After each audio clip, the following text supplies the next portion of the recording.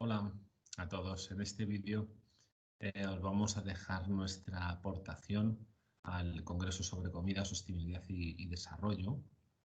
Como veis, somos un grupo de profesores un poco variopinto, por decirlo de algún modo, pero que de alguna forma estamos vinculados a las ciencias de la salud. Entonces, el título de nuestra charla es Evidencia científica, sostenibilidad y salud, un debate necesario. Yo soy Carlos Alberto Castillo y presento esta ponencia. Veréis, en esta imagen os presentamos lo que se conoce como el Día de la Sobrecapacidad. Esto es un histórico de los últimos 50 años, donde vemos cómo se representa este día. En concreto es el día en el cual nosotros hemos usado todos los recursos que nos proporciona el planeta para ese año. Entonces vemos que pues desde hace 50 años esta fecha cada vez se ha ido adelantando más y ahora pues más o menos en agosto, julio es donde llegamos a este día, es decir que necesitamos aproximadamente cada año el equivalente en recursos a 1,7 planetas, lo que estamos gastando. Algunos países gastan más, otros gastan menos, pero este es el promedio que empleamos. Por tanto, hay distintas alternativas, ¿no? Pero en este contexto se plantea que la alimentación sostenible puede ser una solución a este problema. La alimentación sostenible lo que propone es que es una forma de reforzar nuestro compromiso con el medio ambiente, promoviendo el consumo de alimentos que sean principalmente de origen vegetal, es decir, que los de origen animal sean minoritarios, y disminuyendo el consumo de procesados y especialmente de ultraprocesados. Esto evidentemente pues tiene unas ventajas muy claras. Pues por un lado, este patrón de consumo de alimentos está totalmente alejado de lo que solemos ver ahora, de este patrón de consumo occidental, ¿no? Tan común en las sociedades industrializadas. Más vegetales, menos animales y prácticamente fuera los ultraprocesados, con lo cual nos vendría de perlas, teniendo en cuenta los niveles de obesidad que vemos en sociedades industrializadas. Y por otro lado, este patrón de alimentación cumple también con el compromiso ecológico, porque producir 1 kilo de ternera es muchísimo más caro en términos de recursos, en términos de agua, de energía, de suelo, que producir 1 kilo de judías. Con lo cual, si vamos vendiendo esto, ¿no? Más vegetales y menos animales, pues nos salen todas las cuentas, tanto del lado de la salud como del lado del medio ambiente. ¿De acuerdo? Pues más allá de lo obvio, de lo evidente, ¿no? De que nuestro compromiso necesario con el planeta, no tenemos otro sitio donde ir. En la actualidad estamos incluyendo dentro de esta clasificación, dentro de esta alimentación sostenible o colocando la etiqueta de alimentación sostenible, a algunos tipos de alimentos que no están relacionados con estos objetivos, decíamos, de salud y de medio ambiente, pero que aprovechan el tirón de esta necesidad que tenemos de ser respetuosos con el planeta. Y añadimos, y en las sociedades industrializadas, de cambiar nuestro estilo de vida ya. Los dos ejemplos más claros pues son, por un lado, los alimentos ecológicos y los alimentos transgénicos. En este trabajo vamos a intentar evaluar la evidencia científica disponible sobre el impacto de este tipo de alimentos ecológicos y transgénicos en el medio ambiente y en la salud de los consumidores. Lo que queremos proponer es un debate, porque si nos fijamos, más o menos, o si queréis, si nos preguntara, ¿no? Todo el mundo tiene la idea preconcebida de que si hablamos de alimentos ecológicos, bueno, pues básicamente sería una cosa como esta, ¿no? Algo pues muchos colores, muy verde, 100% bio, ponen en una de las imágenes que salen en Google, ¿no? Pues eso, la huerta, el agricultor que está ahí en la caja, en fin, todo como muy, ¿no? muy natural, muy saludable, muy bonito, ¿no? Y sin embargo, si miramos el otro paquete de alimentos, los alimentos transgénicos, bueno, pues nos encontramos pues más o menos con una cierta reticencia, ¿no? Pues la fresa, que es enorme con respecto a la orgánica, un señor que está pinchando ahí a un tomate, no sabemos exactamente muy bien qué, otro señor con una FFP2 que tiene una especie de maíz bueno, pues como vemos, pues, las diferencias entre las imágenes pues, de los alimentos ecológicos y los transgénicos, pues yo creo que representan muy bien el sentir general, ¿no? Cómo hemos encasillado estos dos tipos de alimentos en el sitio de los buenos o en el sitio de los malos. Lo que queríamos nosotros es promover un poco esta reflexión acerca de si estamos más cerca de nuestros objetivos de salud y medio ambiente con un tipo de alimentos o con otros. Vamos a empezar analizando un poco los alimentos de tipo bio o eco u orgánico en función de la legislación de cada país. Bueno, pues se llaman de una forma, ¿no? En nuestro caso se llaman alimentos eco y básicamente un alimento puede ser ecológico si cumple con la normativa. Si cumple con la normativa eco se le puede poner el sello, ¿vale? Y la normativa tiene que ver con los modos de producción. Por tanto, cumplir una normativa no tiene que ver con ser más o menos sano o más o menos respetuoso con el medio ambiente y no tiene que ver tampoco con que sea más o menos beneficioso para el planeta. Tenemos un ejemplo aquí resaltado, ¿no? Porque siempre se piensa que, bueno, es que a lo que es ecológico, orgánico, no le hemos añadido nada, no, se le puede añadir lo que la legislación te permite. Además, fijaros que la legislación es un poco ambigua, ¿no? Podemos utilizar los compuestos autorizados en la medida necesaria, ni siquiera se cuidan las dosis, con lo cual, pues parece que esto está un poco reñido con el hecho de querer preservar el medio ambiente si puedes echar compuestos a mansalva. Por otro lado, como solo tiene que ver con cumplir la normativa, pues nos vamos a encontrar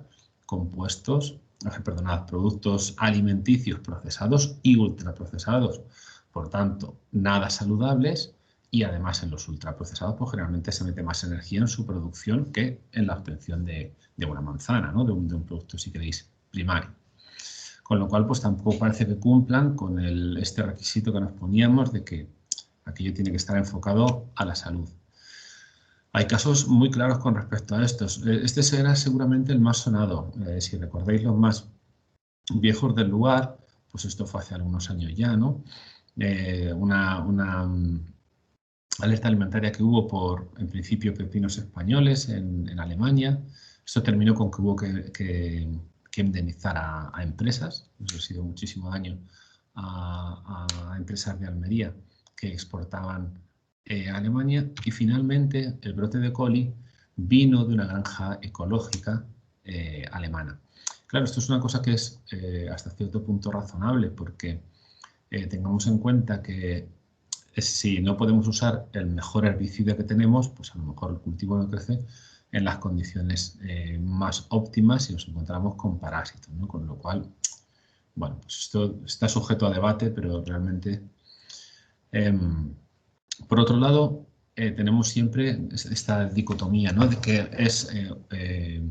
es eco, es orgánico y por tanto tiene que ser más saludable porque contiene más nutrientes. Bueno, pues esto también se ha mirado en la literatura y vemos aquí que se han comprobado entre cultivos que aquí llaman convencionales u orgánicos la cantidad de distintos nutrientes. Bueno, vemos que por lo general no somos capaces de ver diferencias entre un cultivo de un tipo, un cultivo de otro tipo en cuanto a nutrientes. Y otra cuestión que es, en nuestra opinión, fundamental es el hecho de que no podemos obviar el contexto económico en el que nos movemos. Cuando desde el campo de la salud le recomendamos a alguien que compre producto ecológico porque ese producto es más sano, tenemos que tener en cuenta que, por ejemplo, nos vamos a encontrar con cosas como esta, ¿no? Caja de verdura ecológica, 5 kilos, 25,99. Eso tiene un impacto en la vida de nuestro paciente, con lo cual a la hora de vincular estos consejos en salud a un tipo de alimentación deberíamos ser más cuidadosos con esto. Bueno, y en el otro lado tenemos los alimentos transgénicos. Un alimento transgénico, bueno, básicamente se construye introduciendo un gen exógeno que presente una mejora del tipo que sea y generalmente las mejoras son de dos tipos. Una mejora que tenga que ver pues, con las propiedades de ese producto, de ese alimento, o que tenga que ver de alguna forma con abaratar los costes. ¿vale? Pues el ejemplo ultra clásico de esto es el arroz dorado, ¿no? Ese arroz al que se introducen precursores de carotenoides para que prevenir, ¿no?, la deficiencia de vitamina A, que, bueno, es una cuestión muy preocupante en determinadas zonas del mundo. Otras cuestiones donde se han construido transgénicos, por poner otro ejemplo, ¿no?, pensando en la salud, pues es esta vaca a la que se le clonaron un par de genes humanos y lo que producía era leche materna en vez de leche de vaca, ¿vale? Pero bueno, también los transgénicos, perdonad, tengamos en cuenta que los transgénicos, aunque no son muy comunes para el consumo humano, en consumo de animales están ultra extendidos. Prácticamente todos los animales que comemos, que compramos del supermercado, se alimentan a base de transgénicos, que es la forma más eficiente de crecer vegetales hoy en día. Y decíamos que también los transgénicos se pueden construir en base a criterios medioambientales. Pues, por ejemplo, este es un salmón que se ha construido de forma que crece más rápido que el salmón salvaje, con lo cual podemos crecer más cantidad de alimento en menos tiempo, empleamos menos recursos del sistema. Y por último, bueno, siempre con respecto, mirándonos, ¿no?, en el espejo de la agricultura ecológica, que siempre decimos, bueno, pues es que esto es lo natural, lo tradicional, ¿no? Pues es una infografía que me gusta mucho y aquí tenemos el teosinte, que es la planta a partir de la cual hemos domesticado y hemos llegado al maíz que conocemos ahora, porque en definitiva, cuando vamos a un campo y hacemos agricultura sobre ese campo, lo que estamos haciendo es destruir toda la flora que había en ese campo y todos los microorganismos para poder domesticarlo, con lo cual la agricultura y la ganadería siempre han tenido un impacto sobre el medio ambiente y siempre hemos estado domesticando especies, tanto animales como vegetales, para conseguir este objetivo. Y ya una vez terminada esta comparación, ¿no?, entre estas dos facetas que se ponen un poco siempre contrapuestas, en nuestras reflexiones que sería idóneo realizar consejos, sobre todo en el campo de salud, en base a la evidencia científica disponible, una valoración de la evidencia más actual y de mayor calidad. Y aquí pongo un ejemplo. En la mayoría de los países estamos viendo cómo bailan los números del COVID y de las primeras evidencias o de las primeras medidas que se toman, perdón, lo que se suele hacer es cerrar los parques infantiles. Cuesta trabajo pensar que 6 meses después del inicio de una pandemia a nivel mundial se prohíban actividades al aire libre mientras se permiten actividades en interiores, ¿no? Es complicado entender este tipo de cosas en base a la evidencia científica. Pues nosotros proponemos que hay que hacer reflexiones de este tipo. ¿Qué nos dice la evidencia con respecto a alimentación en el campo de, en este caso, de la alimentación sostenible? Esto es más eficiente, es más beneficioso para la salud, es más beneficioso para el consumidor, en fin, lo que corresponda en cada caso. Y por supuesto, no podemos dejar nunca fuera de la toma de decisiones al consumidor. En los supermercados lo que hay es un negocio y el consumidor es quien dicta si los tomates son bonitos, si son feos, si son grandes, si son pequeños. ¿Cómo? ¿Comprando o no comprando? Si el consumidor demanda un tipo de comida que tenga que ver con la preservación del medio ambiente, con la salud, que sea más vegetal, menos animal, menos procesados, el supermercado se va a llenar de ese tipo de comida, pero para eso tenemos que ser capaces de seducir al consumidor y que el consumidor sea también alguien más a la hora de tirar del hilo. Bueno, un pelín rápido al final porque voy un poco pasado de tiempo, pero en cualquier caso tenéis ahí mi correo electrónico y nada más. Esta ha sido nuestra intervención, nuestra propuesta y quisiera dar las gracias a los organizadores del evento por considerar nuestro trabajo para ser presentado aquí. Un saludo a todos. Vale, perfecto, gracias. Bueno, estábamos terminando de la anterior diapositiva, recordando con el espacio de la boca, ¿no? Como ese espacio, más allá de ese espacio de alimentación, de afectividad, ¿no? Sin duda también los cambios afectan a la selección de lo que se come, ¿no?, y a los modos de preparar estos alimentos, esta comida, de masticarla, de ingerirla, de tragarla, ¿no? Y desde luego junto con ello hay una aparición de una nueva indumentaria, de un nuevo utillaje en torno al proceso alimentario, ¿no? Bueno, destacan las jeringas, las bombas de perfusión, que también afectan al cuerpo de los pacientes, pero sobre todo a la vida de los pacientes, ¿no? Tenemos aquí el relato de Aurelio, ¿no? Un paciente uniformante con esclerosis lateral amiotrófica, ¿no? Como para él la comida no se compraba ya en los supermercados, sino en las farmacias, una comida que no se saborea, sino que cae por goteo y conlleva sin duda una nueva disciplina corporal, transformando el comedor pues en algo aislado, en Montserrat, algo... Montserrat, se escucha entrecortado. No sé si es un problema de conexión porque se está escuchando entrecortado. A ver, Bueno, acercando. pues teóricamente Ahora se escucha bien. Vale, voy a intentar estar... Vale. Vamos a ver si podemos terminar sin muchas incidencias. Bueno, pues efectivamente, comer que se convierte en un proceso que requiere nuevos cuidados que son realizados con dificultades, igual estoy escuchando. ¿Sí? Bueno, podemos leer el testimonio de Aurelio, ¿no? Ahora como por la tripa me enchufan el aparato que tengo, unos botes de comida preparadas que hay que comprar en la farmacia, me lo ponen y caen por goteo, me lo ponen 2 veces al día. Es mi hija la que se encarga. Hay que mover muy bien los botes para que lo que hay dentro de ellos se mezcle bien y pueda caer sin que se atasque la sonda. Tiene que sacarlo un buen rato antes de la nevera para que no esté muy frío, porque al principio no teníamos esta precaución y me caía de golpe. Yo notaba que estaba fría y me revolvía. Yo tengo que estar sentado y tener la cabeza incorporada para que facilite la caída del alimento, y debo estar en esa posición al menos 1 hora después de comer, como poco media hora, para evitar el reflujo, que alguna vez por levantarme demasiado pronto estaba deseando desenchufarme la máquina. Me ha pasado y es una mala sensación, lo hago 2 veces al día.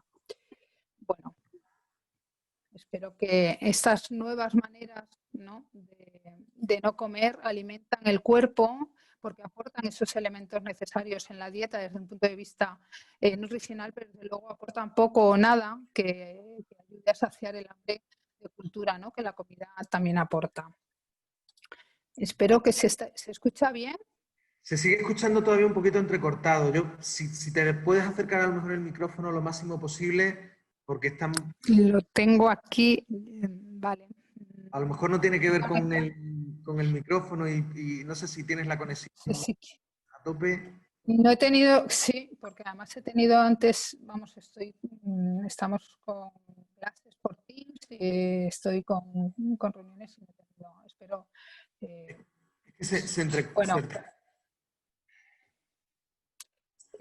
Bueno, incluso este paciente confiesa que llegó hasta llorar, ¿no?, evocando la importancia simbólica y cultural de lo que es comer más allá de nutrir el cuerpo, ¿no?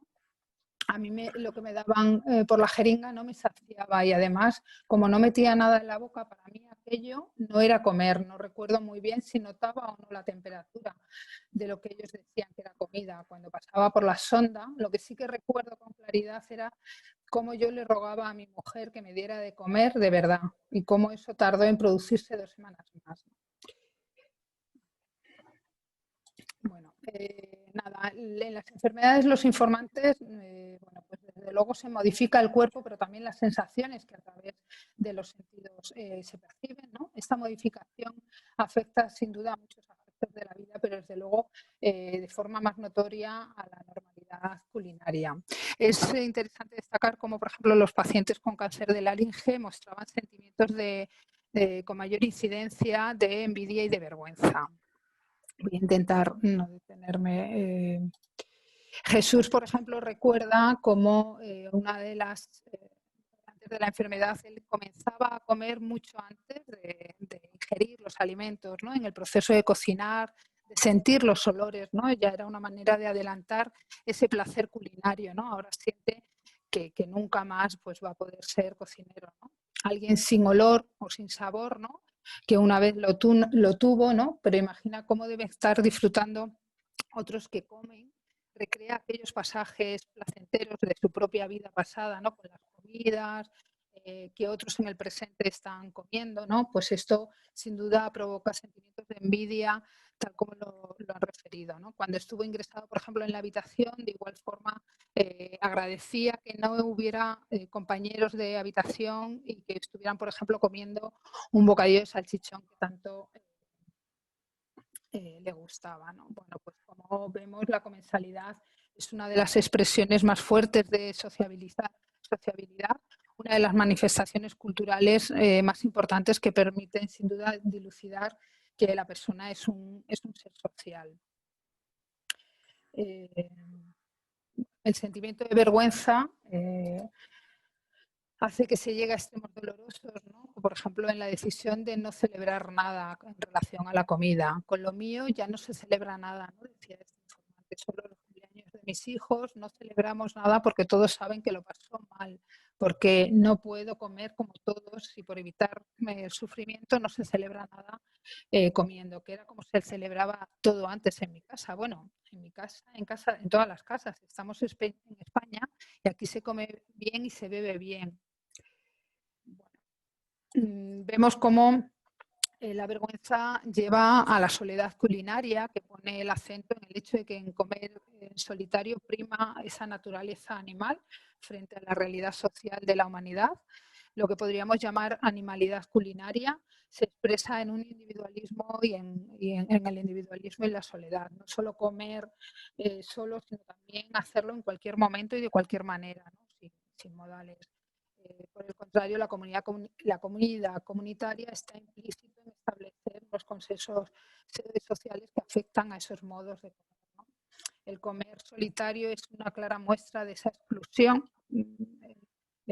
Si no se activan esos mecanismos individuales y colectivos, es una enfermedad que te separa de la sociedad, decía este informante. Bueno, a modo de conclusión, no sé si me estáis escuchando aceptablemente bien. Bueno, he puesto quizás un poquito del turbo porque entre la introducción no quiero que se alargue. Bueno, es necesario, ¿no?, prestar atención a esta experiencia fenomenológica del comer frente al nutrir, al hecho meramente fisiológico de nutrir los cuerpos. Los relatos, estas narrativas de experiencias, sin duda subrayan cómo el espectro culinario de lo que se come se ve críticamente debilitado, ¿no?, a causa de qué se debe comer y a lo que se puede comer, ¿no? Una distinción, desde luego, fatal para las nuevas valoraciones de la comida y el hecho social que envuelve, ¿no? Entre los sentimientos de pérdida, desde los que se narran, ¿no?, el proceso de reconstruir esa nueva normalidad culinaria, los informantes reclaman el valor y la importancia de comer de verdad.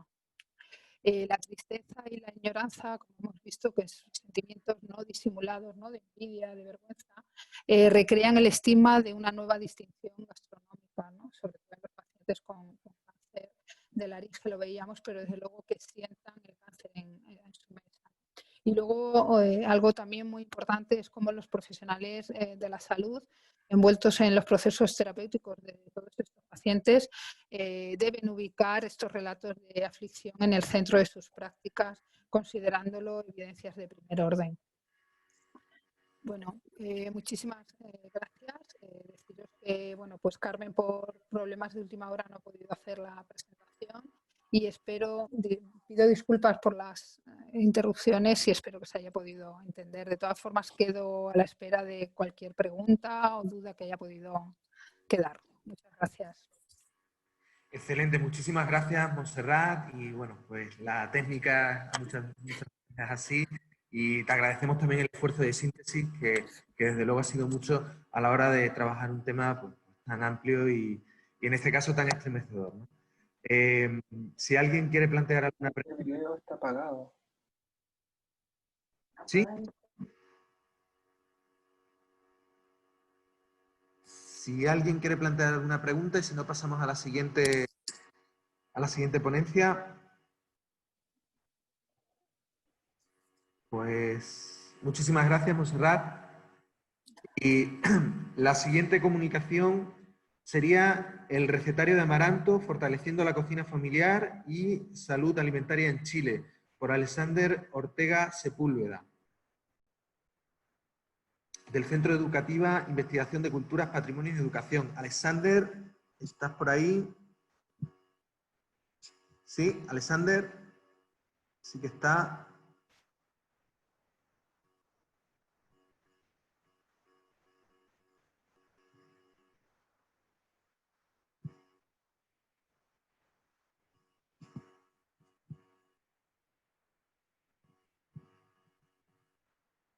Audio, préndame aquí la luz, por favor. Alexander, te escuchamos perfectamente. ¿Sí me escuchan bien? Estoy lanzando el video. A ver. A ver si tenemos el video ahí, si me pueden ver.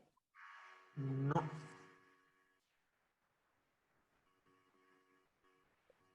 Estoy tratando de... pero sí me escuchan, ¿no? Pero estoy... Yo veo y escucho. Bueno, yo le veo. Ah, hola. Yo no Hola. me veo. Buen día. Buen día, Buen día. buen día. Aquí son las 6 de la mañana. Buenos días. Ah, Monse, tienes que dejar de compartir. Ah, espera, a ver si... Ah, vale, un segundino sería... Detener... Vale, perdón. Excelente. Excelente, ahora sí. Ahora sí me ven. Ahora sí me ven, ¿cierto? Estupendamente, sí. Sí, buenísimo. Mira, muy buenos días, buenas tardes por allá ya, ¿cierto? Ajá, un gusto conocerlos, un honor poder estar con ustedes acá compartiendo. Estoy en México, no estoy en Chile, así es que les estoy transmitiendo desde esta hermosa tierra que es mi hogar en este momento. Excelente. Ya, así es que, bueno, por ahí nos vemos, estamos en la habitación. Voy a compartir la pantalla, si quieren ya partimos, ¿no? Por supuesto. Adelante. Vamos a... esperen un momentito, voy a lanzar el PDF acá.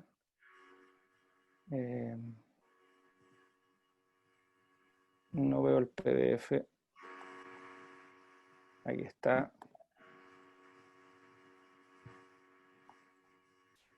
Por ahí sí, ya ven la portada. Sí. Perfecto. Entonces aquí nos lanzamos y vamos. Bueno, la verdad es que junto con saludarles, agradecer también la posibilidad de estar compartiendo este espacio de conocimiento y con todas las colegas, los colegas, y bueno, que se desarrolle todo excelentemente en lo que ya ha sido y en lo que va a seguir siendo este importante congreso para todas y todos nosotros. Eso sería lo primero que quisiera compartir. Lo segundo es, bueno, agradecer infinitamente porque estoy en un lugar, en un borde costero, en la playa, de un lugar que se llama Zipolite, en el estado de Oaxaca, y la conectividad acá es inmensamente difícil, muy compleja, casi una suerte a veces tener esta calidad de internet hoy, y agradecer a la familia Hernández Rojas que nos facilita esta conexión, en especial a Magdalena que nos acompaña en este momento también, así que sin esta calidad de Wi-Fi no podríamos estar haciendo esto, ¿ya? Y bueno, vamos aquí con este recetario, que es un proyecto que me ha tomado un par de años de trabajo. Es la primera parte de un extenso que va a ser de 5 capítulos. Esta es la primera entrega. Ya, entonces, lo importante es tener en cuenta que este trabajo se aborda desde Chile, pero que tiene una característica muy puntual, que es la transversalidad que tiene la problemática con la que yo abro la presentación de este trabajo, que tiene que ver con principalmente con la situación social, ¿cierto? Cultural, para comprender primero por qué el amaranto o kiwicha en quechua, puede desaparecer de nuestro desarrollo culinario, de nuestra cultura alimentaria, porque no está presente un elemento que milenariamente tiene una evidencia arqueológica muy continua más, ¿no? Tenemos Tenemos centros de origen determinados, datados, miles de años, de un alimento que fue parte clave de una estructura alimentaria muy compleja, hablando de 5.000, 6.000 años atrás, y esos orígenes tienen que ver con lo que hoy día es los Andes centro-sur y lo que es el centro-sur de México. Es lo que la evidencia científica ha podido demostrar. Pero culturalmente tenemos unos hitos que son muy importantes de ponerlos en relieve. Todos tenemos a esta altura, digamos, lo que significa el espacio colonial, ese quiebre y ese choque que se genera en términos, digamos, de una transformación cultural muy, muy fuerte. Sin embargo, eso no se queda ahí, porque la creación de las repúblicas en nuestro continente crea otro gran paradigma, otro gran quiebre cultural, por supuesto, y ya dejamos de ser pueblos originarios por sobre los intereses de los países creados, llámese Chile, Argentina, Perú, Bolivia, México, ¿no? Entonces se empieza a decir mayormente de lo que ya había quedado, un tejido social, un tejido cultural, un tejido identitario, que nos lleva a perder absolutamente en el caso del amaranto y en el caso de Chile, drásticamente nuestro desarrollo como parte fundamental de nuestra alimentación. Simplemente este es un ejemplo más de muchos alimentos que desaparecieron. Para que tengan una idea, en Chile actualmente se cultivan 40 hectáreas apenas de amaranto, en lo formal, en lo que está medido, ¿no?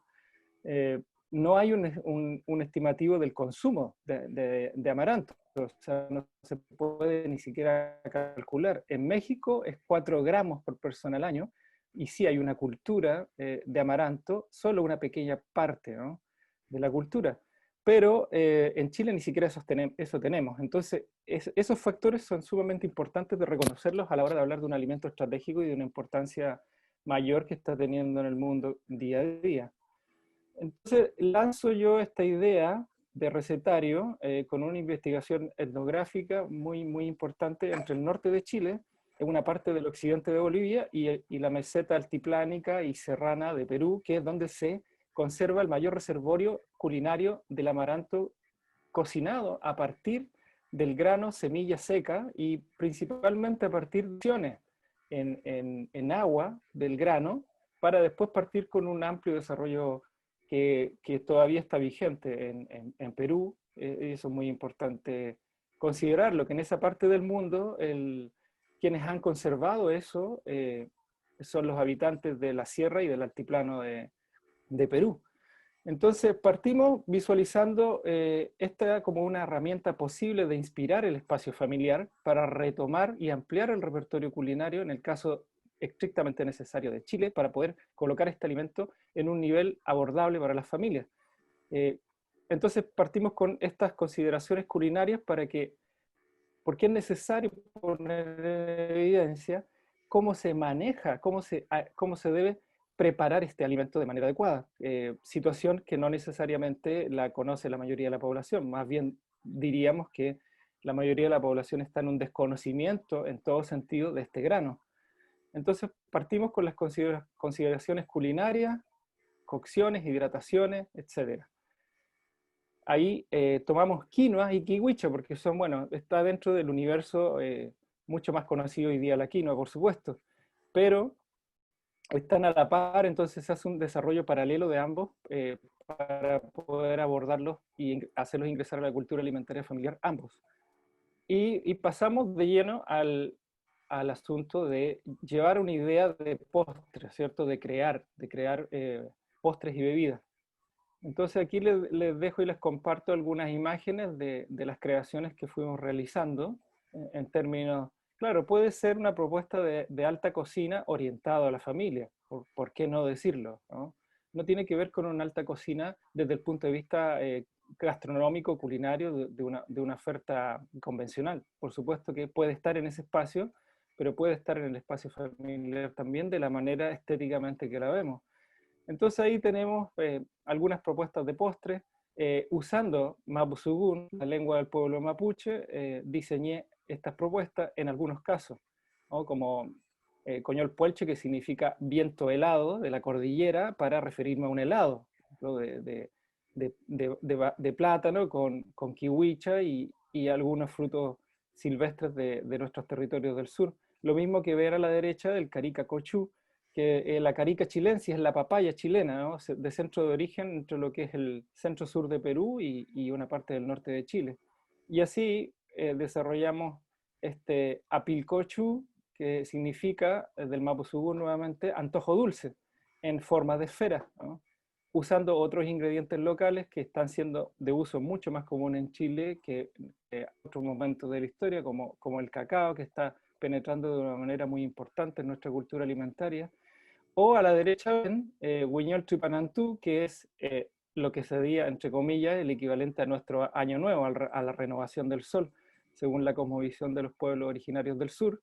Y es especial ese nombre y ese postre porque precisamente se hizo en el contexto de esa celebración, ¿no? Homenajeando a la kiwicha o amaranto y aprovechando de señalar una identidad muy concreta en términos de una celebración importante nuestra.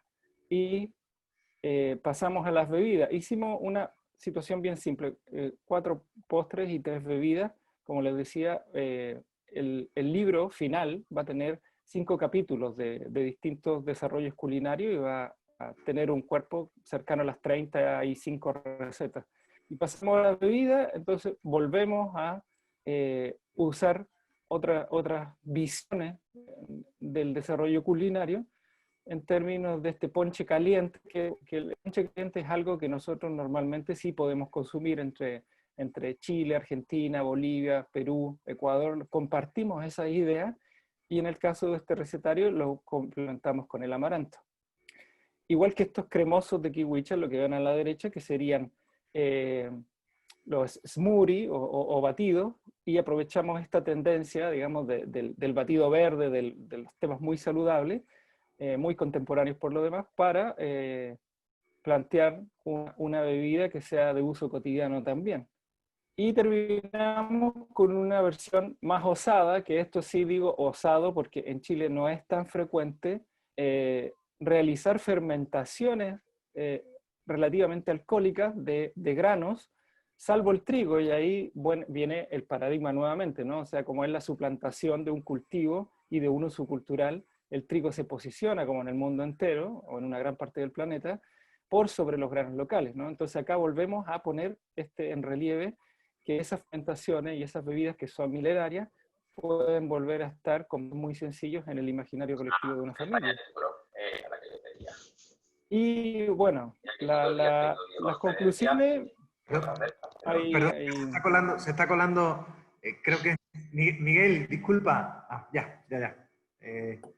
Ya silenciado. Adelante, perdón, Alexander, gracias. Sí, no hay problema. Bueno, respecto a las conclusiones, está una parte muy interesante, porque ustedes han visto un desarrollo culinario que es, bueno, muy puntual, puede ser en mayor o menor grado importante, pero estas conclusiones que tienen que ver con el diagnóstico del desconocimiento cultural en un amplio sentido de lo que eso significa, nos llevan a soportarnos y analizarnos en términos de nuestra salud alimentaria, de nuestra salud pública, de cómo los alimentos, cuando hay un desconocimiento mayor, como en el caso de este grano, que ya sabemos es uno de los pocos alimentos vegetales que tiene todo, es un alimento en sí completo, tiene todos los aminoácidos esenciales, tiene un montón de virtudes. Sin embargo, el entramado de todo este devenir histórico que he señalado es tan complejo que hoy día no está. No podemos decir que el amaranto es parte de una cultura alimentaria en Chile. De hecho, en México podemos decir que es parte de una cultura alimentaria que tiene que ver con el diseño y la preparación de golosinas. Pero no es un alimento que esté tampoco en el día a día de las familias mexicanas, ni chilenas, ni argentinas. En Perú sí, y en mayor o menor grado, no en todo Perú. Sin embargo, no podemos dejar de emitir estas conclusiones en términos de que se debe realizar un trabajo en todos los sentidos posibles para poder recuperar este grano, incorporarlo a la cultura alimentaria cotidiana de las familias, en programas públicos de desarrollo, por supuesto, pero esto es una complejidad mayor que va desde el campo hasta la mesa, ¿no? de quien sea, y en la oferta turística de restaurantes o de los espacios pertinentes para aquello. Entonces, el desafío es enorme y esta viene siendo una herramienta motivacional, de inspiración, para poder usar un alimento. Sin duda alguna, el desafío es gigante. En estos momentos que les hablo desde México, acá el desafío es enorme y lo importante es recuperar ese entramado cultural vinculado a nuestros granos originarios, que hoy día todavía está muy avasallado en nuestro país. Sin embargo, y con esto empiezo a cerrar, lo importante es diferenciar que aquí se ha planteado como una especie de moda de la alimentación saludable a nivel global, diría yo, y resulta que despertamos muy en sintonía cuando percibimos estas modas, o cuando vienen situaciones como la actual que estamos viviendo, cuando decimos, todos tenemos que cuidarnos, cuidar nuestra salud, alimentarnos un poco mejor. Hay una idea de entrar en un espacio de lo saludable sin saber mucho lo que eso significa, ¿no? Porque yo no defiendo, al contrario, soy más bien crítico de lo que se llama alimentación saludable. Creo que un estilo de vida es lo que puede definir algo saludable y no solo la alimentación. Sí, entendiendo que es un pilar importante. Pero en la medida de que todos los actores estamos entendiendo esas problemáticas, podemos asumir como cocineros, como chefs, y en este caso, como en lo personal, como Iya el Tufé, que es un concepto de la cultura mapuche, que tiene relación con una persona que tiene destrezas y habilidades y conocimientos para transformar los alimentos en algo sabroso, muy apetecible, pero además cumple la función social de saber lo que esos alimentos o preparaciones producen tanto biológicamente en el cuerpo de la persona como a nivel espiritual. Entonces siento que esa es la responsabilidad social que tenemos como parte del mundo, de los que estamos cocinando, de mujeres y hombres que estamos cocinando y proponiendo algo, unas salidas a varios temas, y no solo por algo de gusto, sino por algo también que tiene que ver con nuestra estructura nutricional, ¿cierto? Y con en definitiva, con nuestra cultura alimentaria. Creo que mi tiempo ya está. Quiero elevar unos últimos agradecimientos bueno, en principio siempre y en final también a mi madre, Alicia Sepúlveda Fuentes, que bueno, es la dadora de vida, la mitad por lo menos, junto con mi padre. Y ella es mi primera maestra en la cocina, ¿no? A ella le debo gran parte del camino que he forjado en estos años en la investigación, sobre todo etnográfica, ¿no? O sea, mucho trabajo de campo para llegar a estas conclusiones. Y agradecer en el presente a todas las familias, a todas las personas, a cada una de las personas que ha estado conmigo apoyándome desde que llegué al primer Congreso Mundial del Amaranto hace 2 años y todavía me tienen acá. Muy feliz de poder estar compartiendo y viviendo en estas tierras y bueno, quedo ahí a su disposición al respecto de alguna pregunta, algún comentario que pueda haber sobre el trabajo que les he presentado. Alexander, excelente, muchísimas gracias. Si alguien tiene alguna pregunta, la puede lanzar ahora.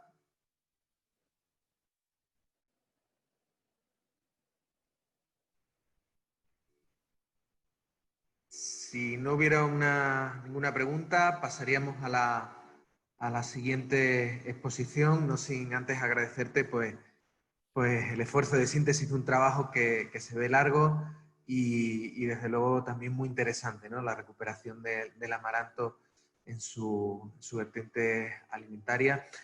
A mí me trae pues también recuerdos, ¿no? De México y esos dulces que se compraba uno a la salida de Copilco y claro. esos dulcitos pues que servían no tan ligeros, es una de las cosas que sorprende, ¿no? Exacto. Sí. Del amaranto y que bueno, si uno empieza casi no para, ¿no? Porque casi que no te das cuenta aunque es saciante, ¿verdad? Pero esa ligereza física, por decirlo de alguna manera, es muy llamativa e invita a comer casi sin parar. Y delicioso, por supuesto, ¿no?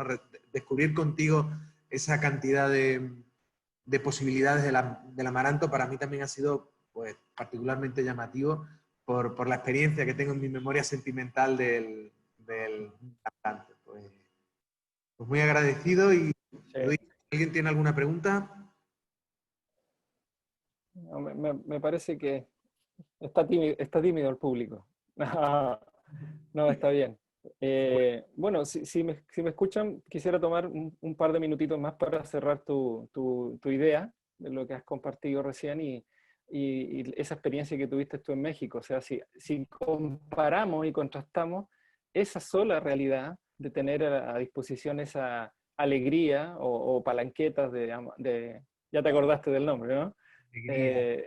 Alegría, claro, alegría. O sea, si tú dices amaranto en México, inmediatamente las relaciones con la alegría, con las palanquetas, con las derivaciones contemporáneas que se están haciendo también, hay innovaciones por parte de ese espacio cultural en lo que es el abordar el amaranto a partir del grano reventado por un proceso de insuflado con alta temperatura y se hace la palomita de amaranto, por decir algo, ¿no? En Chile recién estamos conociendo esas formas de usar y de integrarlo como en granolas, como en mal llamado cereal. Ese tipo de paradigmas recién están ahí, de manera que cuando yo llego a México y empiezo a hacer este trabajo y presento también parte de este material, me encuentro con la sorpresa de que acá no existe un desarrollo culinario en la cocina ni a nivel convencional de lo que podemos hablar como oferta gastronómica, ni tampoco a nivel familiar. De hecho, hoy día, hablando con ustedes, puedo tener un puñado de amaranto en mi mano y exhibirlo en algún taller, en alguna conferencia que doy, y la mayoría de los habitantes no conoce la semilla de amaranto, conoce el amaranto reventado, conoce la guía, la palanqueta, pero no tienen tampoco una conexión con el amaranto como uno puede presuponer antes de venir a México o viviendo la experiencia en México. De manera que hace un tiempo atrás me entero que ese consumo en México es apenas de 4 gramos por persona al año y en ese formato alimentario, digamos, como amaranto reventado, insuflado y transformado en estas golosinas. Entonces, los desafíos, es interesante el paralelo entre Chile y México. Podríamos decir que obviamente Chile está muchísimo más años retrasado en la recuperación de esa memoria histórica, pero también acá los desafíos son que el amaranto, en cualquier parte de nuestro continente, sea parte de la alacena, de la despensa, o sea, que lo tengas, tú vas a una casa y encuentras un arroz, por ejemplo, en un bote envasado ahí, guardado en la despensa, pero eso no pasa con el amaranto. Entonces los desafíos son sustanciales y paradójicamente hoy día la India es el mayor productor de amaranto en el planeta y es el que exporta todo el amaranto que se consume en Estados Unidos, no México hace eso hacia Estados Unidos. Entonces, agradezco tus palabras y sí es interesante ver la versatilidad que tiene un alimento y que se puede traspasar, digamos, trasladar creativamente a todos los espacios del espectro culinario, de una propuesta culinaria, desde lo que es una bebida, unas guarniciones, diferentes tipos de ensaladas, sopas, cremas, platos fuertes, por millones se pueden hacer de creaciones.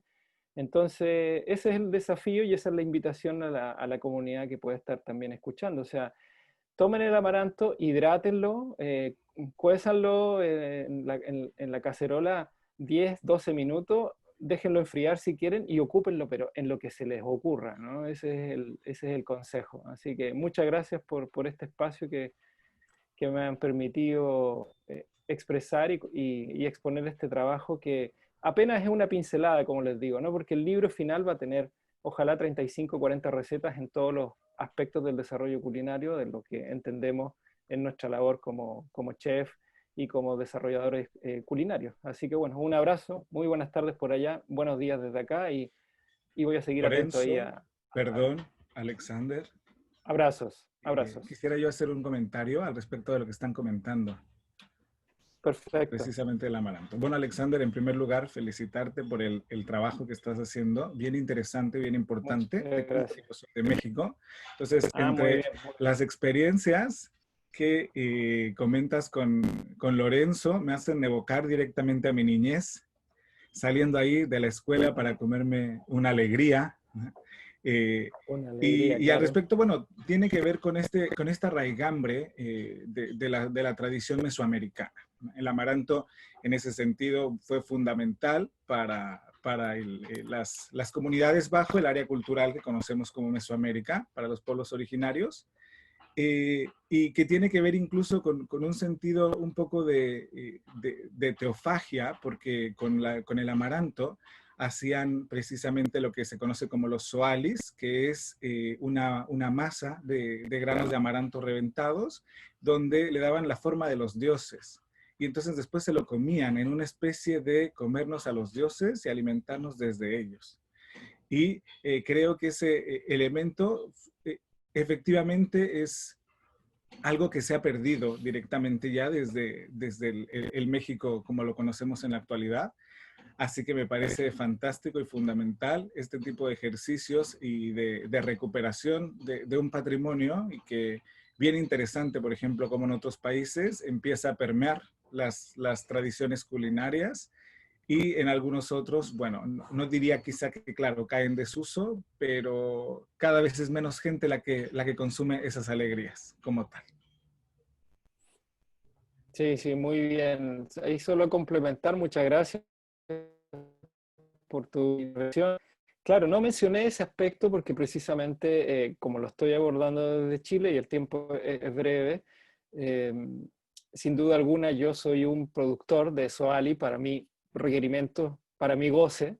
Estoy trabajando ahora una entrega para el tercer nacional del amaranto, que es en 15 días, y precisamente ahí voy a hablar de mi experiencia, de todo el recorrido significado, la infinidad de talleres, charlas, conferencias, encuentros con familias, donde estoy potenciando en México, para tu alegría seguramente, estoy potenciando el que la gente pueda, las personas puedan tener acceso a tostar, a reventar su propio grano en casa y empezar a elaborar una serie de platillos y, por supuesto, Soali, en el uso más cotidiano todavía, porque es muy paradójico, pero es como tú hablas del Soali y no es algo que esté integrado en el entramado cultural cotidiano en el centro-sur de México, para sorpresa mía.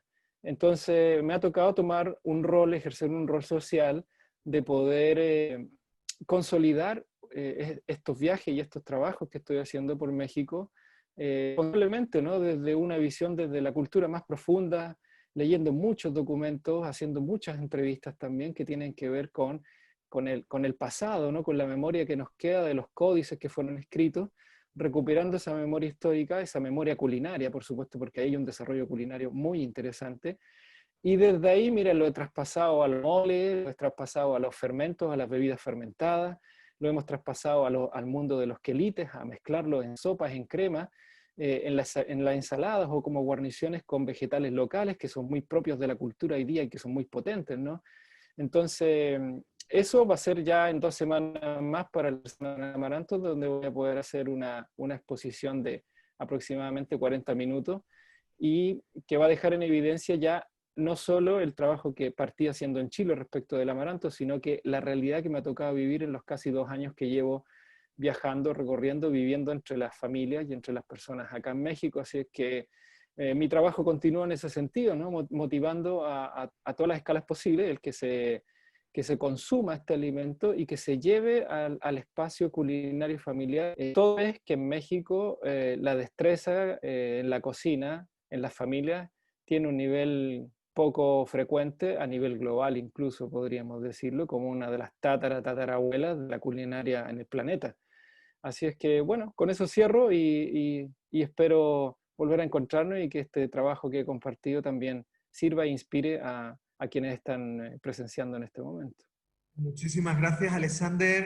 La verdad es que es interesantísimo los aportes también de Daniel. Y bueno, pasamos a la siguiente exposición. En este caso sería la idea del hambre en el imaginario chileno, del sentido humanitario al individualismo, de Marcos Daniel López Barrera, Universidad Mayor de Chile. Marcos Daniel, cuando quiera. Muchísimas gracias. Bien, muchas gracias. Justo voy a compartir entonces el material para comenzar. Y bueno, partiría yo diciendo que estamos como interconectados con Alexander, pero él está justamente en México como chileno, y yo estoy justamente en Chile y soy mexicano. Entonces ahí vemos precisamente este juego, ¿cierto? Este juego que nos ha llevado quizá a configurarnos desde también otros territorios. Bien, bueno, lo que yo les voy a... ¿Se ve bien? ¿Se escucha? Sí, excelente. Perfecto. Bueno, el tema con el que yo voy a participar ahora y que agradezco como mis demás colegas, el espacio, sobre todo el espacio de poder conversar estos temas, de poder teorizar un poco también al respecto, tiene que ver con la idea del hambre en el imaginario chileno y en particular un elemento que salta precisamente a la vista desde este imaginario del hambre y de la alimentación en Chile, que van a ser las ollas comunes. Y esta investigación que está en proceso, así que voy a mostrar algunos resultados preliminares, tiene que ver con el posicionamiento, o más bien el desplazamiento, desde el individualismo al sentido humanitario como tal. Bueno, les cuento un poquito desde dónde se abarca esta investigación en el contexto en el que nos encontramos, prácticamente entre el 2019 y el 2020, a raíz de dos grandes crisis donde se van a resignificar y van a cobrar mucha relevancia las ollas comunes. Esto es precisamente el estallido social que ocurre en octubre del año pasado a raíz de una pugna y de un despertar de la conciencia colectiva en Chile que precisamente va a instalar un movimiento social vigente todavía hasta la fecha y pues con algunos episodios de violencia bien grandes. Y el segundo también sería una crisis, pero no una crisis social, sino una crisis de la emergencia sanitaria precisamente por el COVID-19, en la cual pues nos encontramos todavía, al menos acá, un poco en transición y otros barrios en confinamiento desde la capital de Chile.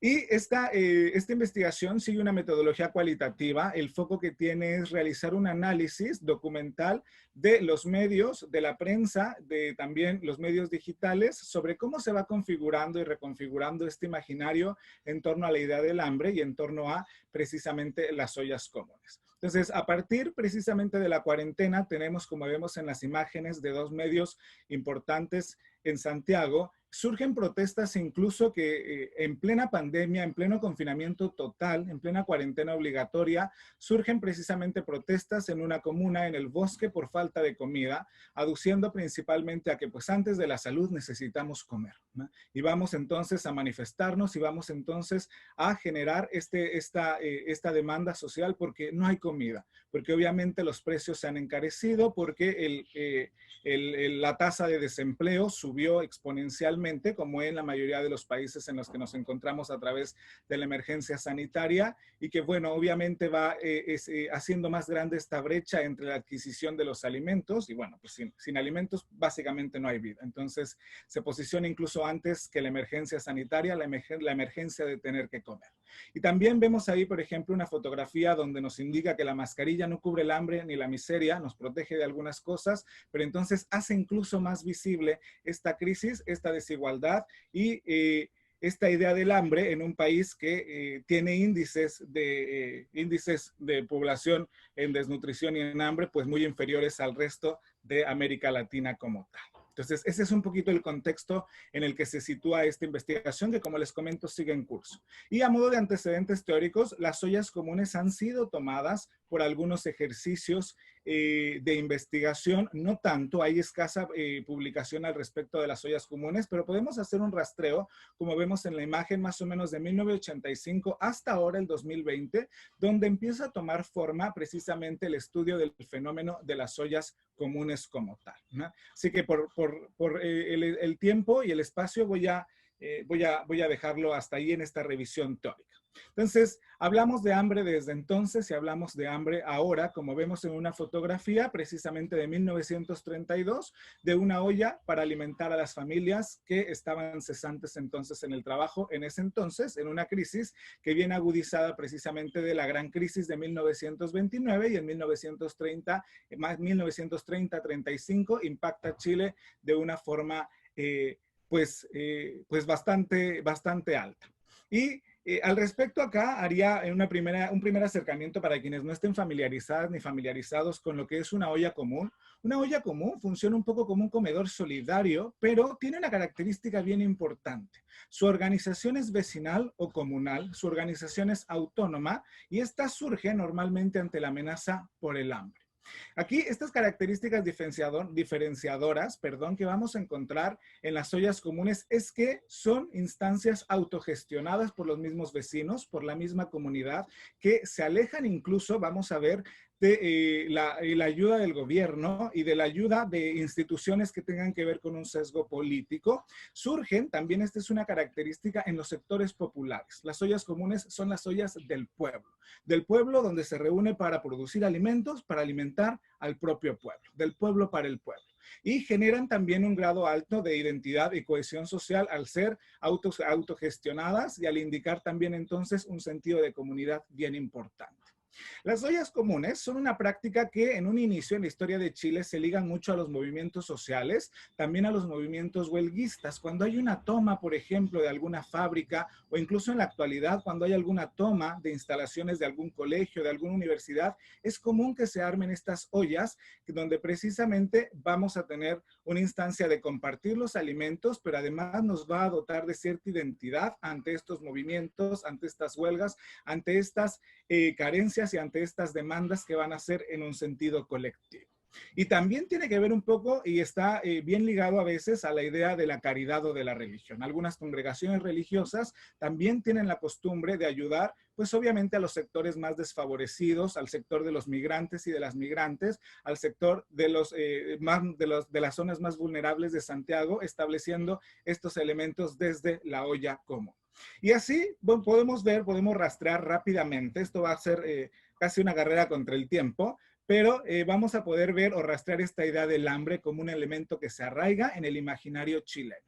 Desde, como les decía, bueno, hay una crisis en 1905, la llamada huelga de la carne, en 1930, con la gran crisis que va a vivir precisamente Chile, incluso en el periodo socialista con Salvador Allende de 1970 al 73, van a surgir también las ollas comunes en función de este boicot hacia el no hay alimentos, por lo tanto tenemos que ver desde el pueblo cómo nos alimentamos. También, en contraparte, con la dictadura cívico-militar de Augusto Pinochet, también van a estar presentes las ollas comunes y podríamos entonces rastrearlo hasta nuestros días en el contexto en el que nos encontramos, en la emergencia sanitaria y en la crisis social 2019-2020.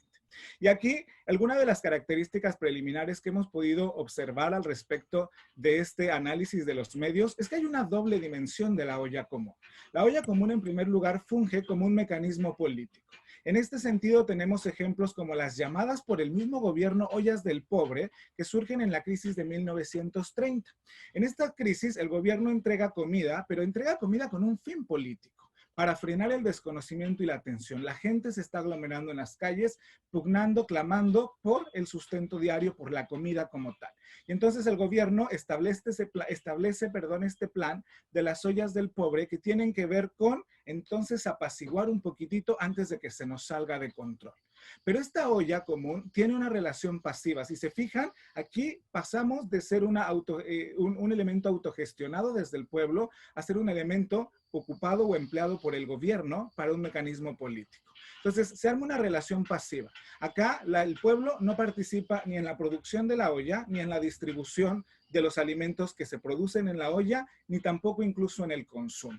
Sin embargo, tenemos otra dimensión de la olla común que es precisamente de los ejemplos más relevantes que tenemos y también de los más recurrentes, como la crisis de 1980 con la dictadura cívico-militar e incluso en donde todos los campamentos y las tomas de terreno que se instalan en Chile van a ser sustentadas en un sentido de comunidad por la olla común. Cuando hay la toma de un territorio, por ejemplo, es muy común que se establezca una olla desde los participantes que están buscando un terreno y que precisamente están buscando un lugar donde vivir y lo primero que hacen en comunidad es armar una olla común. También entonces podemos rastrear este mecanismo solidario a raíz del estallido social de octubre, donde hay también todo un imaginario asociado al desabastecimiento de los alimentos y que viene también dado por los elementos mediáticos, mostrando fotografías del supermercado vacío, mostrando fotografías de que la gente no tenía que comer, por ejemplo. Entonces surgen las ollas común, donde precisamente esta crisis impacta en la carencia de los alimentos. Y como respuesta, obviamente, ante la crisis sanitaria que estamos viendo ahora. Y aquí, como mecanismo solidario, y esta es la gran diferencia que tiene, la gente se encarga entonces de la producción, se encarga de la distribución y se encarga del consumo de estos alimentos.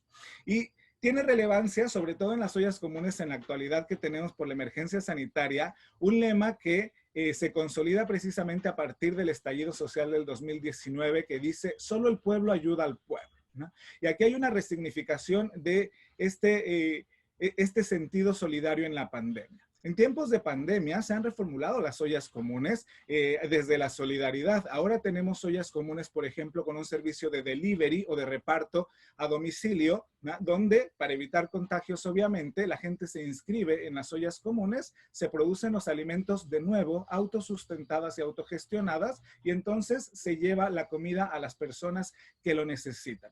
Pero aquí también es importante darnos cuenta de que se pierde hasta cierto punto un elemento fundamental que tenían las ollas comunes en la historia de Chile. No se come en comunidad, sino que ya se come en el espacio de la vida privada. Estas imágenes donde veíamos a la gente comiendo y compartiendo alrededor de la olla común en tiempos de pandemia es imposible por las medidas sanitarias. Entonces, se producen los alimentos, pero se llevan entonces para comer en las propias casas. E incluso tenemos algunas situaciones interesantes como el llamado Fonoolla, que es una iniciativa precisamente de un colectivo de ollas comunes porque se están tejiendo redes bien importantes al respecto que tienen que ver con un acercamiento de la realidad.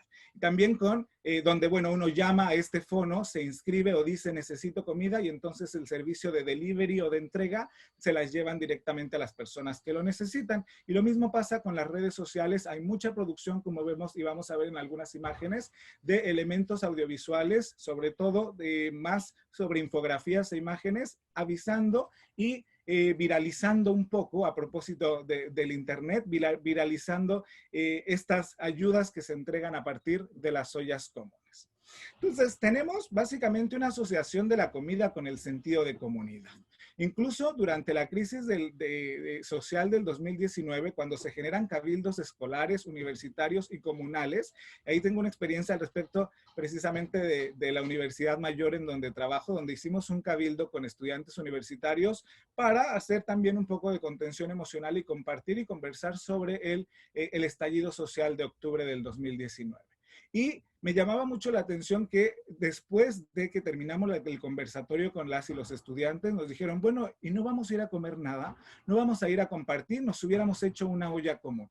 Y ahí vemos, por ejemplo, en algunos medios cómo se invita incluso a asistir a estos elementos de conversar en comunidad sobre nuestra situación actual, asistir con platos y cubiertos precisamente para compartir, para teorizar, para compartir experiencias a través de los alimentos. Entonces, acá la asociación a la comida en el sentido de la comunidad, no desde la crisis alimentaria, porque en estos cabildos, por ejemplo, en el que hicimos en la universidad, no es que nos falte el alimento, sino que precisamente es la necesidad de compartir a través de las ollas comunes como un acto político. Eso posicionaríamos entonces desde lo que hemos ido encontrando. Y al respecto aquí me gustaría también hacer una diferencia porque efectivamente hay otras iniciativas que parten, por ejemplo, desde el gobierno que tienen que ver con la ayuda a las personas que están pasando hambre. Estas protestas a raíz de decir tenemos hambre, el pueblo tiene hambre antes de que pueda tener COVID-19, el pueblo tiene hambre, el gobierno dice, ok, voy a enviar cajas de alimentos a cada familia.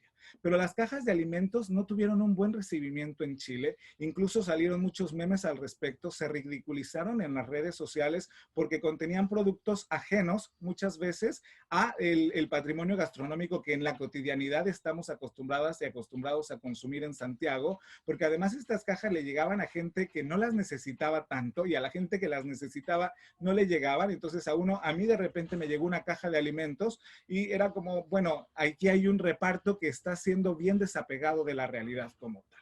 Entonces, las ollas comunes se posicionan ante las cajas de alimentos e incluso las cajas de alimentos generan cierto rechazo. Y aquí tiene también que ver con que la ayuda viene del gobierno, además entendiendo que impacta en la crisis sanitaria, la crisis social que se vive en Chile en el 2019, con una desacreditación completa del gobierno, donde entonces pues toda la ayuda que venga del gobierno va a quedar relegada a un segundo nivel, priorizando entonces la ayuda del mismo pueblo hacia el pueblo como tal.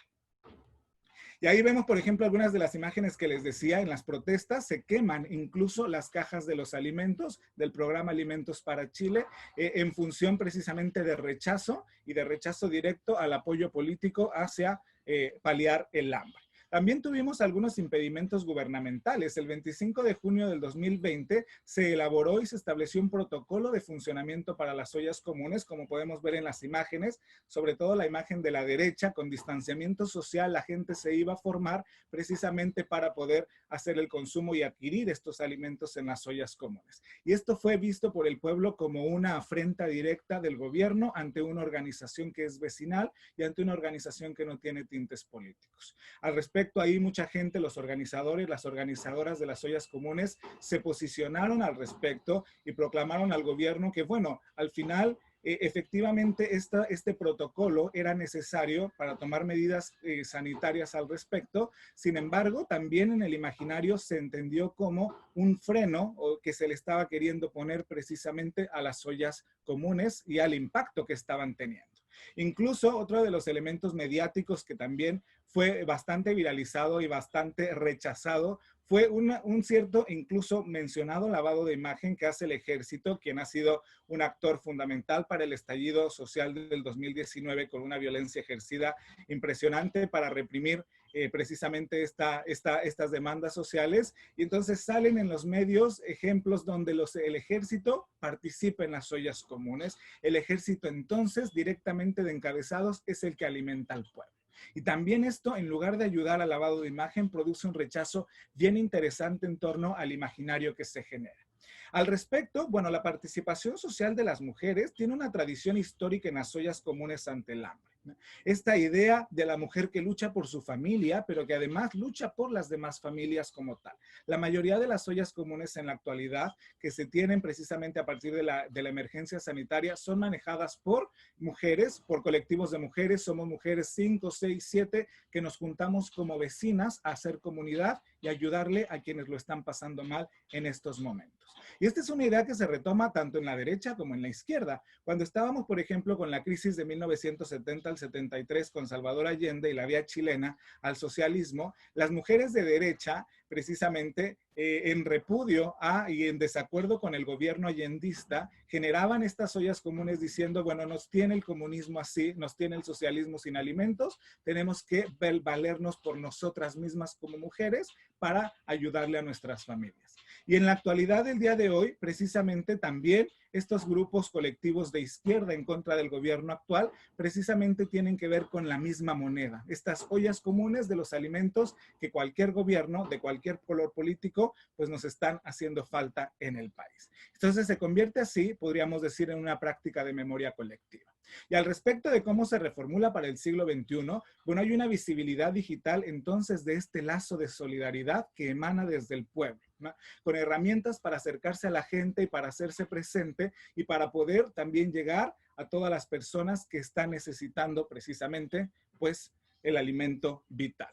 Podríamos decir también que tiene ciertas reminiscencias originarias, a propósito un poco de lo que conversábamos con Alexander, esta memoria histórica, ¿no? El hambre que tenemos ahora ocurre en democracia, ocurre en medio de un despertar social que une al pueblo chileno y que se cristaliza en lazos de reciprocidad que tiene una raigambre originaria.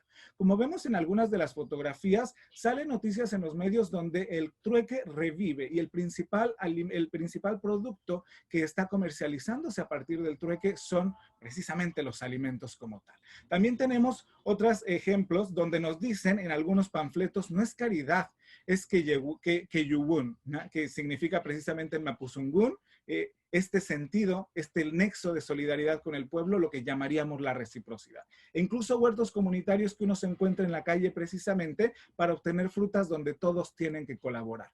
La reciprocidad es un concepto fundamental para los modelos de la América indígena como tal, que se reformulan entonces en esta crisis sanitaria. Ahí tenemos una fotografía precisamente al respecto de los imaginarios gráficos y digitales del comedor popular Margarita Ancacoy en el 2020 con una olla común. A propósito de los cacerolazos, fíjense en la imagen, el análisis semiótico que podemos hacer al respecto. No se golpea una olla vacía, se está golpeando también entonces una olla común, este sentido de solidaridad y este sentido comunitario, una olla humeante que está precisamente alimentando al pueblo chileno.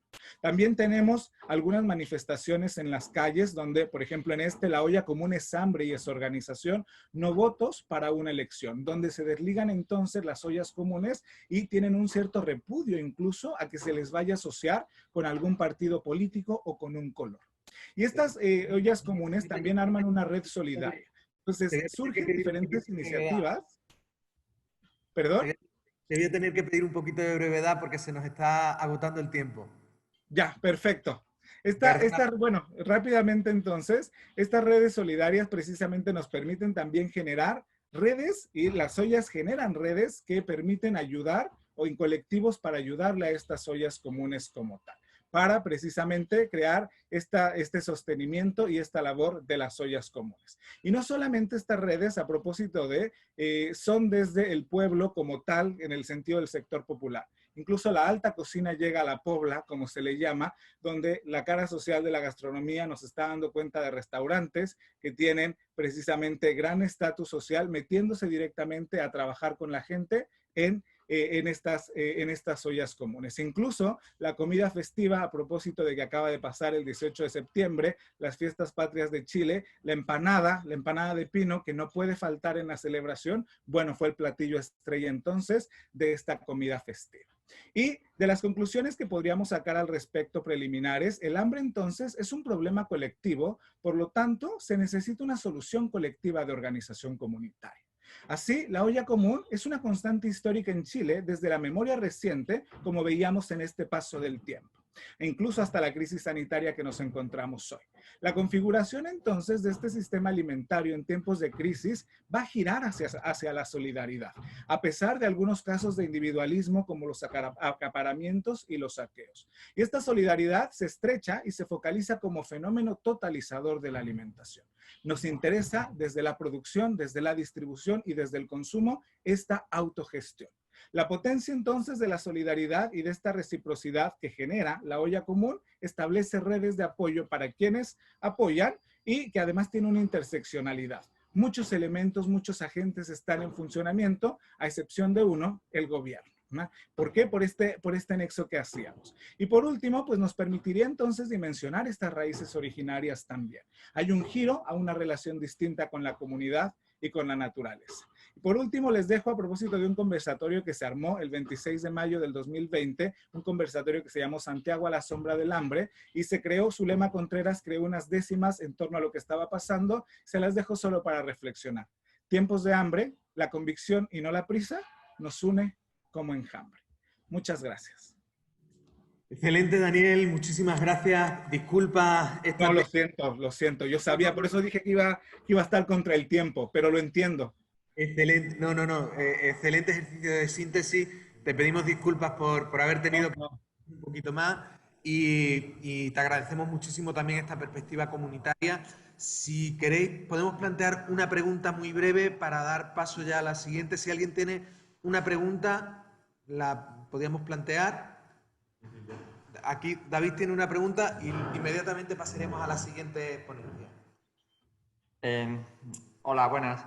Bueno, es una cosa muy breve, porque más que una pregunta es ponernos en contacto. Daniel, en algún momento determinado, muchas de las cosas que has comentado, nosotros también las trabajamos en España y las hemos trabajado y las estamos trabajando. Algunas ideas así, por ejemplo, yo trabajé sobre el hambre en la posguerra en España en la década de los 40, donde esta idea de comer con cuchara y de comer con olla fue una de las estrategias que se utilizaron y era una cosa muy habitual. Me ha recordado mucho, sobre todo, lo que has hablado del presente, pero también lo que has hablado del pasado me ha recordado mucho y creo que hay nexos en común sobre cuál es la simbología de comer con cuchara y de comer en la olla. Lo hablamos tranquilamente. Y luego hay otra cosa también, esta idea que has dicho de las cajas de alimentos que repartía el gobierno chileno. También lo hemos trabajado en otros contextos, esta idea de que el hambriento tiene que comer cualquier cosa, ¿no? Que lo has dicho tú muy bien, dice que la gente tiraba la comida que había dentro de las cajas. Esto también lo hemos trabajado en otros contextos. Con lo cual, como no tenemos mucho tiempo y bueno, tampoco es el sitio, pero me voy a guardar tu correo electrónico y estamos en contacto, si te parece, y podemos hablar de estas cosas un poco más despacio, porque creo que hay nexos en común que podemos aprovechar. Me parece fantástico. Muy bien, Daniel, encantado. Gracias. Muchísimas gracias, David. Y con esto daríamos paso a la última de las ponencias de esta mañana. Bueno, agradeceros de antemano la brevedad, porque vamos un poquillo ajustados de tiempo, tenemos que terminar a las 2 de la tarde. Y bueno, pues también agradeceros vuestra presencia y la comunicación. En este caso sería Heritage, Sustainability and Health-Related Quality of Life, a Study of the Possibilities of Family Orchids in Azurdes, Spain.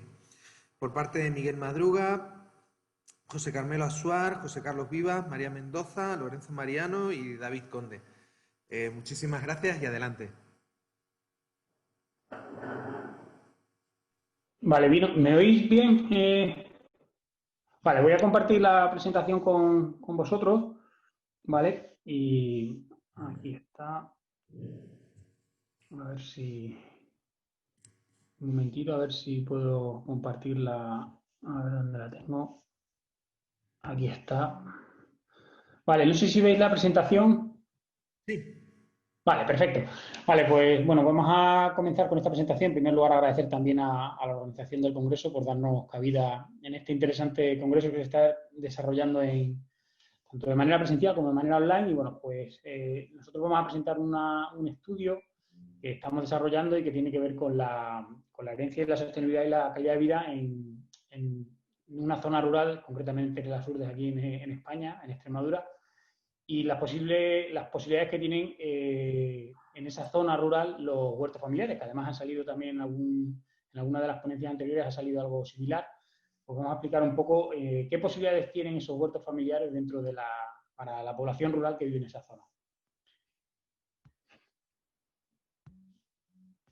Bien, pues en primer lugar para situar la comunicación, bueno, pues tenemos que hablar, y de todo es sabido, es que estamos dentro de un proceso de envejecimiento constante en los últimos años, no solo a nivel español, sino a nivel mundial. En este caso, España tiene un nivel de envejecimiento o una esperanza de vida superior a todos los países del mundo, excepto Japón, en este caso. Y eso ha llevado a que cada vez más el número de personas mayores que existen en España en concreto es cada vez más elevado, y por el contrario, el número o la cantidad de gente joven que existe en España es cada vez menor. También está sucediendo un movimiento similar a nivel mundial y a nivel de todos los países, principalmente de los países desarrollados. El número de personas mayores es cada vez mayor y el número de personas jóvenes o de niños es cada vez menor. Ello ha generado que la sostenibilidad y las posibilidades de desarrollo en los próximos 30, 40, 50 años puedan verse repercutidas, porque puede ser que exista una población muy envejecida y el sistema social o el sistema económico no pueda ser soportado por las personas jóvenes que existen en el mundo, o las personas adultas en este caso. Con lo cual esto ha generado un problema de sostenibilidad a nivel no solo español, sino también a nivel mundial. En este sentido, nosotros establecemos como nuestro ámbito de estudio y geográfico, pues la comunidad de Extremadura, concretamente una zona muy pequeña de una comarca de Extremadura como son las Urdes, donde existe un gran índice de población rural. Existen muchos pueblos y muchas alquerías en esta zona, con la mayor parte de las personas con edad muy avanzada, y también es una zona en la que, a pesar de que existen, bueno, pues tan solo 6 pueblos, pero más de 30 alquerías, que son pequeños municipios, o no son municipios realmente, son pequeñas localidades que pertenecen administrativamente a una localidad mayor. El índice de población cada vez es mayor. También hubo unos años de mucha migración en esa zona como consecuencia de la falta de empleo, y ello también ha dado lugar a una serie de circunstancias a nivel geográfico muy peculiares de esa zona. Por otro lado, también en este sentido había y sigue existiendo todavía algunos problemas a nivel de sistemas de salud o sistemas de asistencia social, porque son localidades muy pequeñas, con lo cual no pueden tener todas su consultorio médico o su centro de salud. Y eso, además, también ha generado una limitación a nivel de servicios sociales, de atención social y de atención sanitaria en estas localidades tan pequeñas. Lo cual, en los últimos años, a lo largo de la historia, generó muchos problemas a nivel económico y de desarrollo de esta zona. En este sentido, bueno, pues también todo esto ha generado una serie de problemas a nivel físico, a nivel psicológico y a nivel social. Esa zona de aislamiento durante muchos años estuvo una zona aislada a nivel social del resto de la comunidad y del resto del país, que ha podido originar en todos sus habitantes, o en los habitantes de esa zona, durante los últimos años, problemas a nivel de salud relacionada con la calidad de vida. No son problemas de carácter físico, sino también problemas de carácter psicosocial y de carácter social. Por lo que decimos anteriormente, todos esos factores o esas singularidades a nivel geográfico y a nivel social que han tenido en los últimos años en esta zona de las urbes. Sin embargo, bueno, pues es una zona con un índice de agricultura bastante elevado y de tradición agrícola muy elevado, que hace que la mayor parte de las poblaciones, de la gente que vive en esa zona, pues disponga de un huerto familiar o de un terreno donde se puede dar lugar a una serie de procesos que vamos a ver a continuación y que puede haberles ayudado o les pueden ayudar a continuar con su vida dentro de esos municipios o de esas alquerías que hemos hablado al principio. Dentro de un huerto familiar o de una zona de terreno donde la gente cultiva productos, alimentación o tiene pequeña ganadería y demás, bueno, pues se da una serie de procesos que pueden ser procesos de carácter ecológico, pues, es decir, pues siembran árboles frutales o siembran hortalizas o siembran verduras, donde se dan una serie de procesos agrónomos, en este caso de carácter agrícola, como puede ser labrar la tierra, regar, recoger, recolectar, y que todo eso genera también un proceso a nivel cultural, es decir, bueno, pues dentro de los pequeños municipios, la cultura de ir al huerto familiar por la mañana o por la tarde o hacer determinadas labores genera un movimiento cultural o ha generado un movimiento cultural que va relacionado con un proceso a nivel social. Un proceso a nivel social que en aquellos pequeños municipios, pues al final hace que el vecino de al lado tiene un huerto, yo le pido una semilla para poder plantarla, o yo le pido que me deje ciertas horas del día parte del riego si él dispone de más cantidad de agua que yo. En definitiva, se da una serie de procesos sociales alrededor de los huertos familiares que hacen que estas pequeñas alquerías o estas pequeñas localidades sigan subsistiendo. Pero además, dentro de los huertos familiares también se dan procesos físicos, es decir, el coger una herramienta de labranza y estar durante una hora labrando la tierra o ir a recolectar la fruta o la verdura, no sé qué, son una serie de procesos físicos a nivel que tienen una serie de gasto calórico y de procesos fisiológicos que hacen que, o pueden hacer que la condición física de estas personas que trabajan en los huertos familiares, pues pueda verse modificada de alguna manera, bien de manera positiva o bien de manera negativa.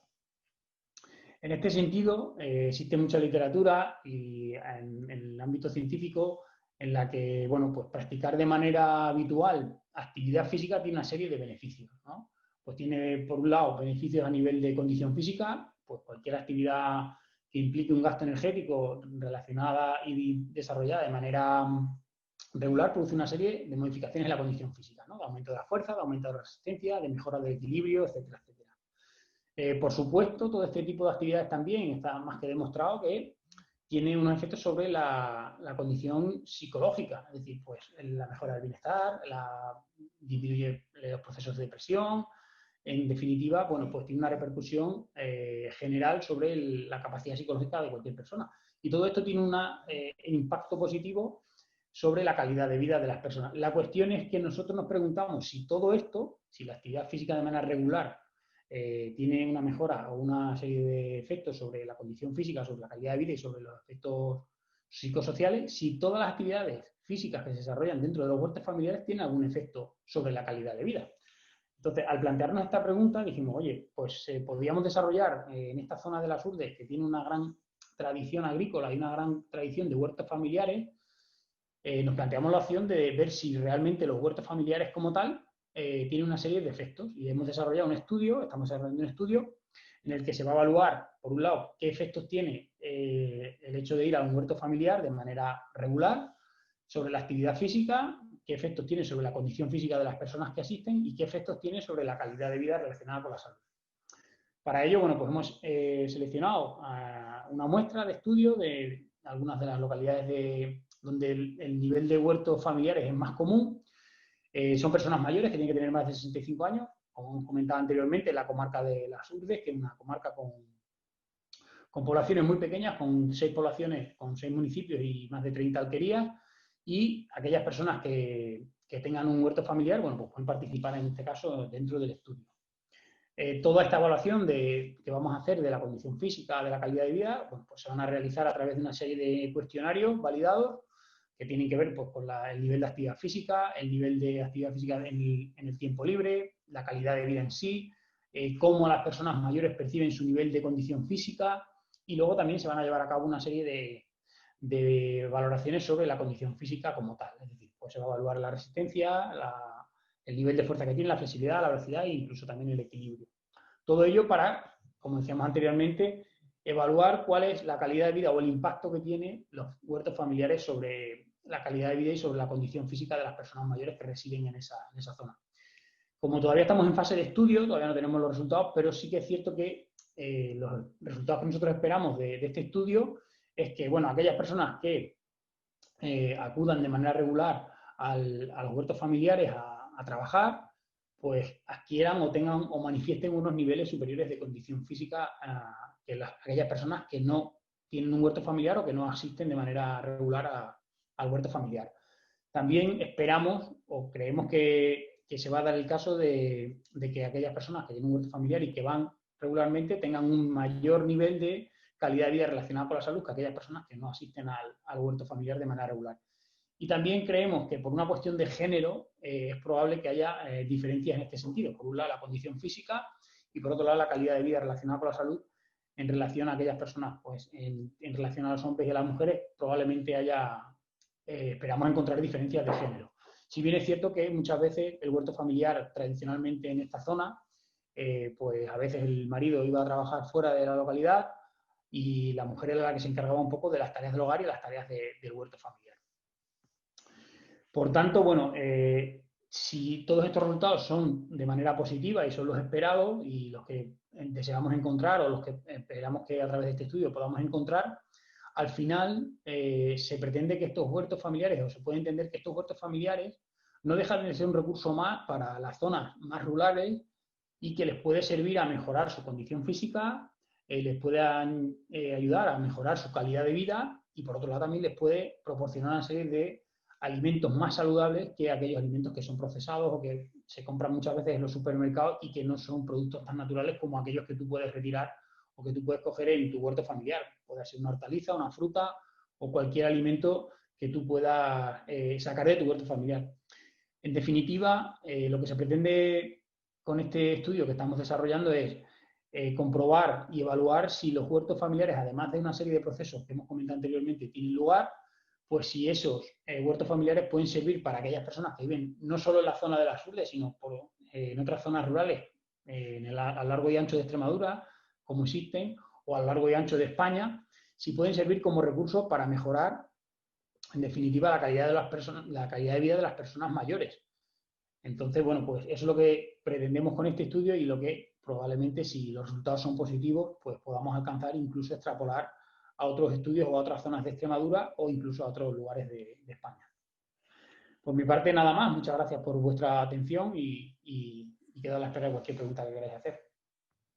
Excelente, Miguel. Muchísimas gracias por el ejercicio también de síntesis y, bueno, agradeceros personalmente a todos los participantes.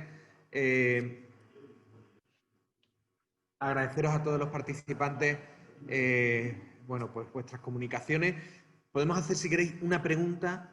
Si queréis, damos espacio para una pregunta, aunque tenemos que cortar. No, me temo que no vamos a poder hacer esa pregunta porque estamos sobre las 2 de la tarde ya. Y os pido disculpas, Miguel, lo siento muchísimo. De todas maneras, cualquier pregunta que nos queráis hacer llegar, se la haríamos llegar también a Miguel. Perdonad las prisas, muchas veces los horarios no dependen de nosotros. Y en todo caso, agradeceros a todos los participantes vuestra implicación y la paciencia que habéis tenido también con las cuestiones técnicas. Con esto ya vamos a pasar al cierre del curso y bueno, pues muchísimas gracias a todos.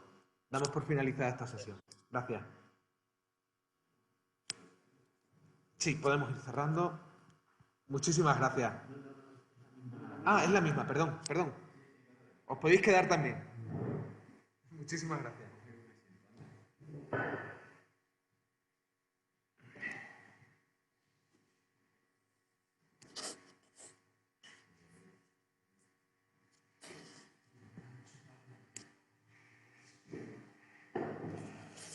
Bueno, cumpliendo con el horario, agradeciendo a todos los participantes estas premuras, unas breves palabras para cerrar el congreso, la conferencia, el meeting. Lo primero, agradecer a todos los participantes las facilidades que han dado en esta situación tan complicada en la que hemos desarrollado el congreso. Lo dijimos en la inauguración y hemos intentado mantener cierta presencialidad que nos ha complicado mucho este escenario dual en algunas circunstancias, tanto de tiempos como de tecnología. A veces hemos estado dependientes de algo que no controlábamos y con el agradecimiento a la participación también el agradecimiento por la comprensión de algunas cosas que no han salido de todo lo bien que deberían. En cualquier caso, nosotros estamos tremendamente satisfechos del resultado de las discusiones que hemos podido llevar a cabo, de los contactos que creemos que vamos a poder generar, de redes de intercambio que antes no teníamos y que van a darse frutos en las próximas semanas, en los próximos meses. Ha habido una participación enorme, con lo cual os lo agradecemos muchísimo. Cosas de estas del cierre que sí que queríamos comentar y que tiene que ver que a lo largo de la semana que viene mandaremos los certificados de participación a todos los participantes y, ahora lo comentará Xavi también algunos avances de estas posibles líneas en las que continuar con algunas de las cosas que se han debatido aquí, pues ya sea en redes futuras o incluso algún tipo de publicación.